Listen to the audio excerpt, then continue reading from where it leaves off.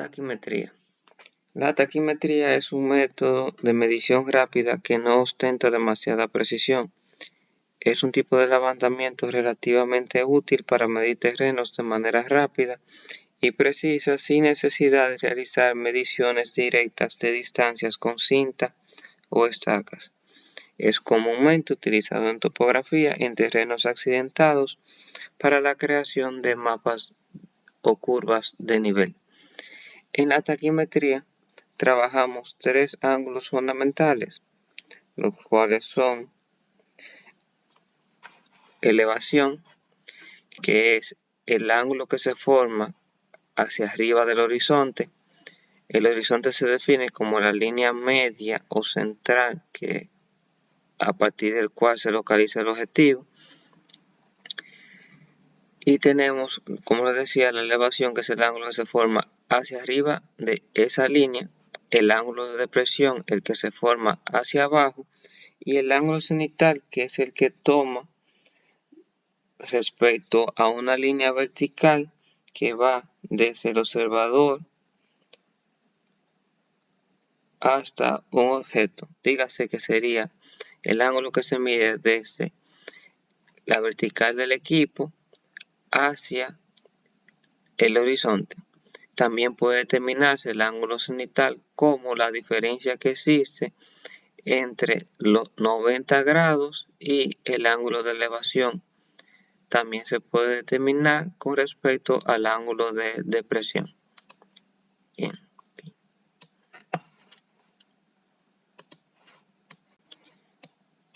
En la taquimetría que vemos en esta asignatura, tomamos en cuenta que los puntos no están ubicados en un plano totalmente horizontal y por ende nuestras fórmulas de taquimetría se le agregan ciertos elementos para poder compensar esa inclinación que tiene el terreno.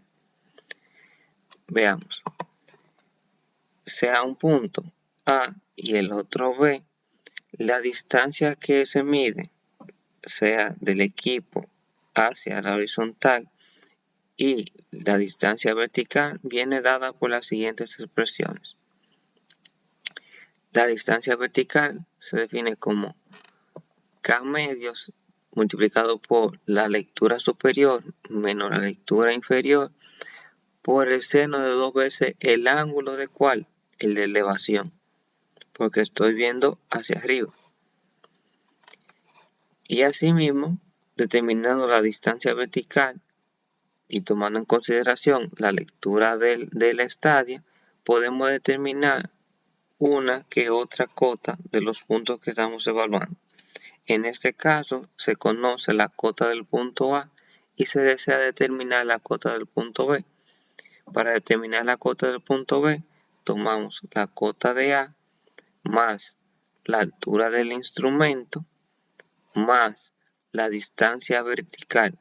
Esa distancia vertical es medida desde el eje central o el horizonte del equipo hacia donde se ubica la lectura media. Entonces, tomando eso en consideración, la cota de B viene dada por la cota de A más la altura del instrumento más la distancia vertical menos la lectura media. Como pueden ver acá, cota de A más altura del instrumento más la distancia vertical menos la lectura media. Entonces, una vez definida la cota de B, podemos determinar lo que es la diferencia de nivel entre A y B, que no es más que la diferencia que existe entre las cotas. Cota de B menos cota de A me da la diferencia de nivel. Si dividimos la diferencia de nivel entre la distancia horizontal, nos daría la relación de la pendiente de esa línea, delta Y entre delta X, expresado en %. Para determinar esa distancia horizontal, tomamos en cuenta la siguiente expresión. K por lectura superior menos lectura inferior por el coseno del ángulo al cuadrado. ¿Cuál es el ángulo que evaluamos? el ángulo, en este caso le llamé phi, donde K es un valor constante que tiene el valor de 100. Ahora bien, para determinar la distancia inclinada, tomamos en cuenta la distancia que como usualmente la calculamos como K por la lectura superior menos la lectura inferior multiplicada por el coseno del ángulo. Tengan en cuenta que estamos trabajando en esta ecuación con el ángulo de elevación porque el punto A se encuentra por debajo del punto B.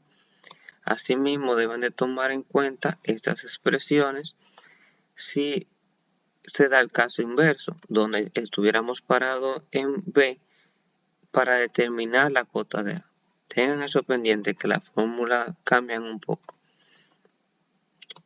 Con relación a eso, lo que me refiero es a los signos, pero las expresiones son las mismas. Y un ejercicio básico de topografía es para determinar la distancia que hay, pero ya en un plano totalmente horizontal.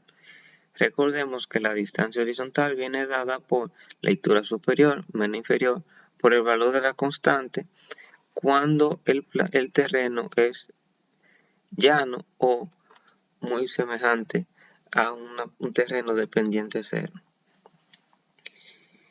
A su vez, por ejemplo, si necesitamos determinar una altura de un edificio o de un árbol o de algún elemento, se debe tomar en cuenta que el equipo se encuentra a una altura que viene determinada por ¿quién? Por la lectura media. Entonces, esa diferencia de nivel en este caso un valor de h que se encontraría sería a partir de la lectura media hacia arriba, y para determinar la altura total deberíamos de considerar la lectura media h total igual a la lectura media más el valor de h que se determina. ¿Y cómo se determina ese valor de h? Fácil, con funciones trigonométricas.